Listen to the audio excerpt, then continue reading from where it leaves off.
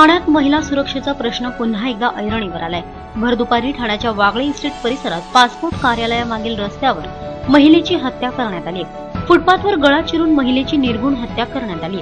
ठाण्यातील किसननगरमध्ये राहणारी नवविवाहित महिला प्रियंका प्रमोद खराडे आपल्या माहेरी आली होती। तिचं माहेरचं नाव प्रियंका जगताप। सध्या कल्याणला राहत असलेली प्रियंका पती प्रमोद सोबत ठाण्यात परीक्षेसाठी आली होती।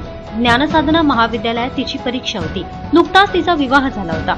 8 दिवसांपूर्वी लग्न झालेली प्रियंका परीक्षेसाठी आली आणि तिचा मृतदेह पासपोर्ट कार्यालयाच्या मागील फुटपाथवर तिच्या कुटुंबियांना सापडला।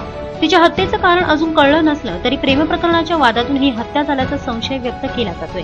दरम्यान पोलीस परिसरातील सीसीटीव्ही फुटेजची पाहणी करत आहेत। शवविच्छेदनानंतर तिचा मृतदेह कुटुंबियांच्या ताब्यात देण्यात आलाय।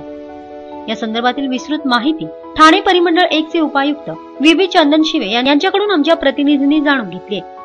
सीसीटीव्ही फुटेज मध्ये काही चित्रीकरण आलेलं आहे असं दिसून येत आहे, परंतु त्याच्यामधून आपल्याला एक्झॅक्ट किती त्याचं व्यवस्थितपणे सीसीटीव्ही मध्ये आलेलं आहे चित्रीकरण, याच्यावरून त्याची निश्चितपणे आपण घेतोय। किती मदत होईल हे या स्टेजला सांगणं शक्य नाही।